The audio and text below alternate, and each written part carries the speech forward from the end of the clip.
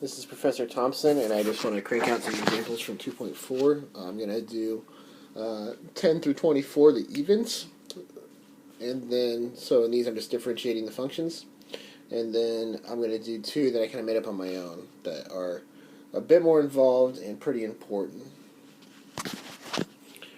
Okay, so number 10 here, and this is page 112. This is y equals sine theta cosine theta. So I'm going to take the derivative, and I need to use the product rule. So I'm going to call these guys a and b. And so then dy d theta is a prime b. And so a prime is cosine theta, and b is cosine theta, plus ab prime. A is sine theta, and b prime is minus sine theta. So then dy d theta here is cosine squared theta minus sine squared theta.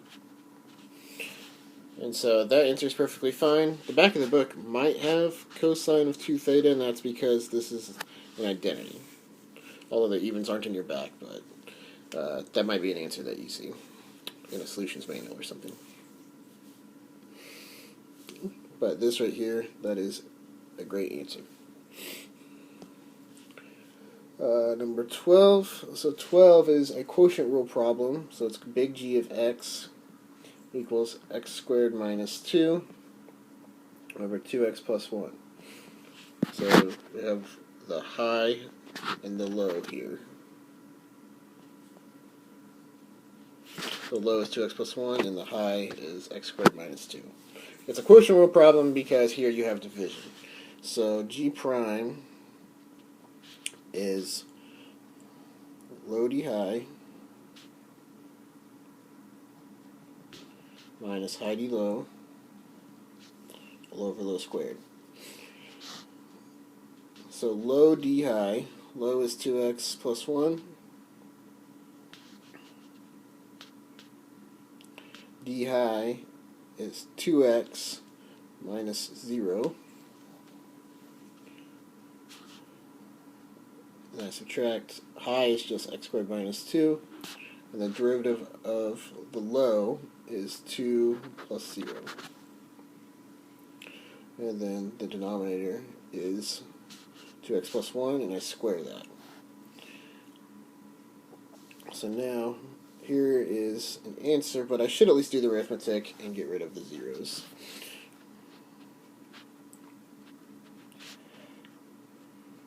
As far as expanding this and canceling, if I don't ask, then I don't care.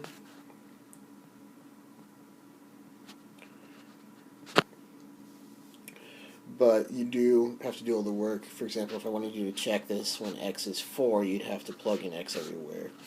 And so sometimes it's easier just to simplify, but this answer is fine. And when you're checking the back of the book with the odds, you should be able to check if your answer is the same as theirs. The next problem is 14, which is similar. So 14 is very similar to 12. We have x plus 1 over x cubed plus x minus 2. So we use the same trick. Low d high minus high d low all over low squared, and away we go. So low is x cubed plus x minus 2, and then the derivative of the high is just 1, because x becomes 1, and then when I plus 1, that's plus 0 when I take the derivative.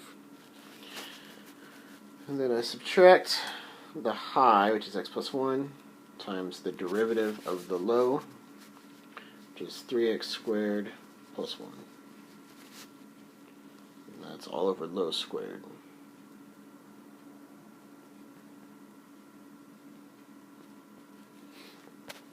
So there's an answer. The only real arithmetic I should do here is the first term. I'm multiplying by 1, so I might as well just get rid of the times 1 in those parentheses.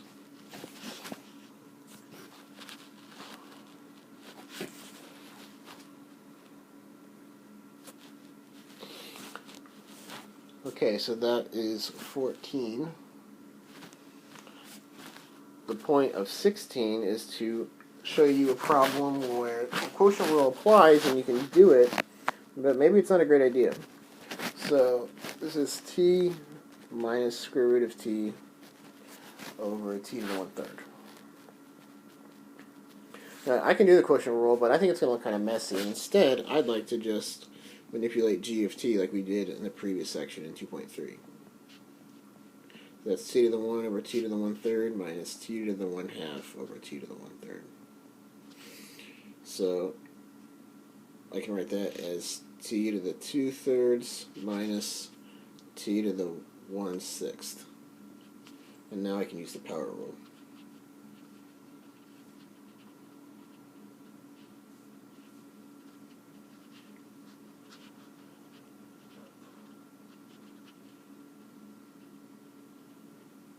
So when I take the derivative, I have to lower both those powers by 1 after I multiply by them. So t to the 2/3 becomes 2/3 times t to the minus 1/3, because that's 2/3 minus 1. Then I subtract 1/6 times t to the negative 5/6. And that answer is good like that. So I didn't actually use anything from this section. I can do this with the quotient rule, and you're free to try that on your own, and then you need to be able to check and see, did I get the same answer as this one, even though the form won't be the same.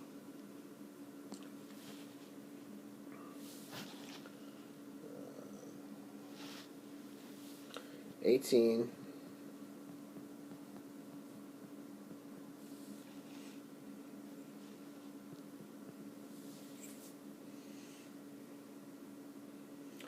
is the square root of x minus 1 over the square root of x plus 1. And the point to make here is that you can't cancel the square roots of x. You absolutely can only cancel factors from fractions, and that the square root of x's, those are both terms in a big factor, right? The big factors are these. So I have to use the quotient rule. So that's high and low. And just remember that square root of x is x to the 1/2. That's what we're using quite a bit. So this is low d high. Low is square root of x plus 1. The derivative of the high, well, the constant doesn't matter. That becomes 0. X to the 1/2 becomes 1/2 x to the minus 1/2. And I subtract high d low. This is going to look very similar. Square root of x minus 1 x to the half x to the minus 1/2 all over the square root of x plus 1 squared.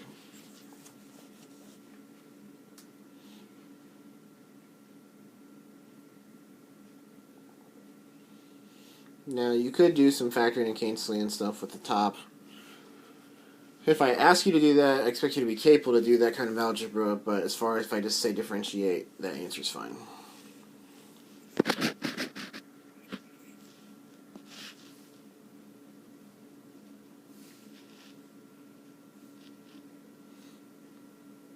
So 20 is another quotient rule problem. In fact, 20 and 22 both are. I guess so is 24. So this is cosine x over 1 minus sine x. And so, same idea.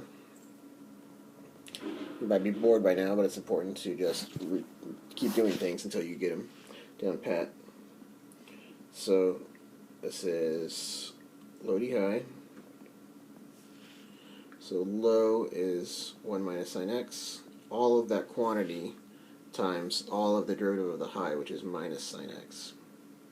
And then minus high d low.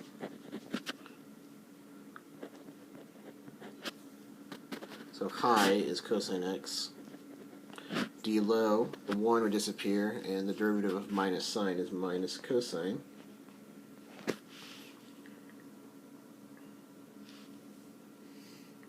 It's all over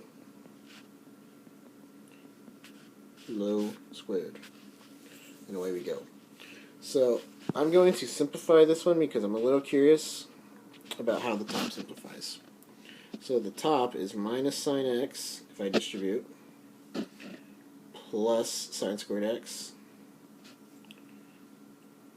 plus cosine squared x, if I wanted to simplify that.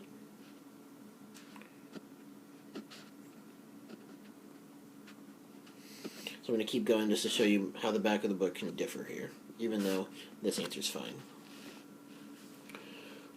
So now, sine squared plus cosine squared, that's just 1. So I'm going to go ahead and go to the next slide, and what I've got here is I've got 1 minus sine x over 1 minus sine x squared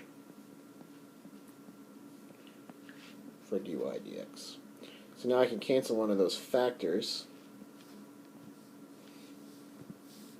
and dy dx is 1 over 1 minus sine x. So that's an example where when you're checking the book, it's actually much simpler. They'll give you this very simple answer, and you look at your work and you say, that doesn't look like what I have, but you have to do the algebra, do the trig, and reduce it down. So you reduce it down to something quite a bit simpler, which, again, that's something that I could still expect you to be able to do, but if I don't ask you to do that, then you just don't do it. So the 22 here, this is y equals 1 minus secant x divided by tan x. So very similar. And again, this is a quotient rule.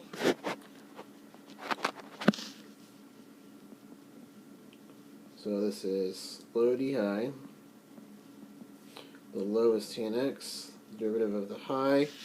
The constant disappears, so we just have the derivative of minus secant. But secant's derivative is secant tan. So this is minus secant x tan x.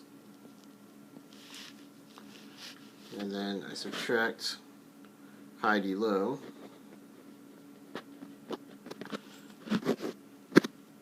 So I'm a bit out of space, but that's 1 minus secant x times the derivative of tangent, which is secant squared x. And that's all over tangent squared x. So I'm just going to clean that up a little. So this is minus secant x tan squared x minus 1 minus secant x times secant squared x all over tan squared x. The answer's fine. I've got a strong feeling that this answer simplifies quite a bit using trigonometric rules like the last one did. But the answer's fine for now. 24, there's a little bit of a trick to do. You know, once we learn the chain rule, you won't have to do this trick, but for now, we should do it. So, this is a quotient, so I'd like to use the quotient rule. I guess they have t minus 1 squared. Although it's the same thing in this case. So, you want to use the quotient rule, but we don't have a rule of how to do that denominator yet, how to take its derivative, because that's a product, right? It's t minus 1 times t minus 1. So first I'm going to rewrite this equation by foiling the denominator. It's t squared minus 2t plus 1. And so now I can use quotient rule. So now this here is my low and my high. Okay, backwards. My high and my low. So if I want to take dy dt, this is low d high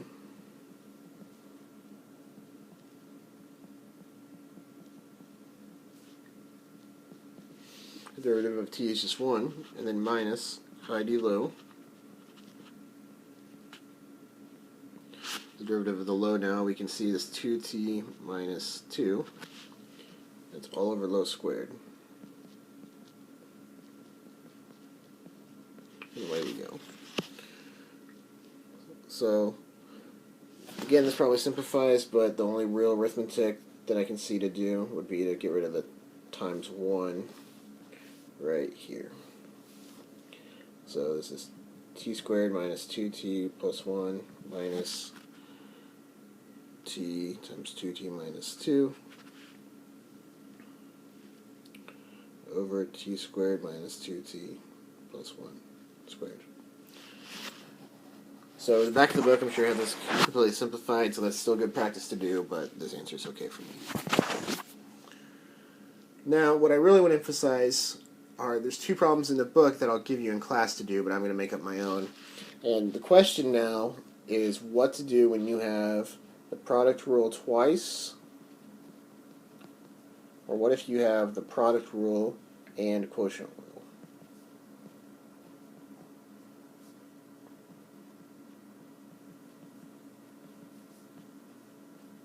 So how do you work on those? First, I'm going to do the product rule twice. And so my example is y equals x sine x cosine x. So what I'm going to do is I'm going to kind of break this into individual problems. And you keep track of what you're talking about, but just focus on the individual problem that you're working on. So x sine x will be my a, cosine will be my b. So then b prime is minus sine x, because ultimately I want to write a prime b plus ab prime, right? That's going to be my answer. So I have a and b, I have b prime. Now I need to figure out a prime. Well, I'm going to look at a by itself. So let's look at x sine x, and I'm going to use different letters. X is c, and sine x is d. Well then, a prime is c prime d plus c d prime.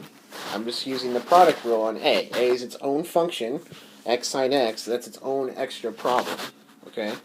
It's a problem within a problem. So if I just look at that one, well, I can do that. And so c prime here is 1, and d prime is cosine x. So this is 1 times sine x plus x times cosine x. So that's sine x plus x cosine x. And b is minus sine x, b prime. So I have a, I have b, and I have a prime. So I'm going to make a new slide and write those down. Okay, so now you see this new slide, so it'll take a minute to look at it. Y is x sine x cosine x. And so if a was x sine x, I just did that as its own new function, and its derivative was sine x plus x cosine x. And then b's derivative was just minus sine. So now I can do dy dx is a prime b plus ab prime. So a prime was sine x plus x cosine x. All of that is multiplied by b, which was cosine. And then a was x sine x, and that gets multiplied by negative cosine x. Or sorry, negative sine x. So there's a sine, and I'll just put the negative out in the front. So that's a pretty nice answer there. And that would be fine for your final answer. So you just have to think about when you're doing a product rule and one of the terms, or one of the factors, excuse me, is a product, then you just do the product rule again as if it was its own problem. So the next thing I want to do is what if you have quotient rule and the product rule together and it's the same idea. So if y is x sine x over 1 plus cosine x, and then you have the two pieces, high and low, and you want to know d high and d low. So let's do d low. Well, that's 0 plus minus sine x. So that's just negative sine x. When I take the derivative of the high, I have to do the product rule here. So x is a and sine is b. So I need to do a prime b plus ab prime. and that's going to be 1 times sine x plus x times cosine x, just like we did in the last problem. So that's sine x plus x cosine x. Okay, so now when I do the overall derivative and I use this expression, low d high, well, low is 1 plus cosine, and d high is sine x plus x cosine x, and then it's minus high d low. High was x sine x. The derivative of the low is negative sine x, so I'll make that a plus, all over low squared. And away we go. So that, you can see these answers get very big very fast, but that answer there is fine. Although I can see that you can use some trig and simplify this if you want. Okay, so that's all the examples. The main thing to talk about there at the end is what do you do when you have product rule mixed with itself or mixed with a quotient rule. And next section we'll start mixing with the chain rule too, and so we'll make sure we have all this down first.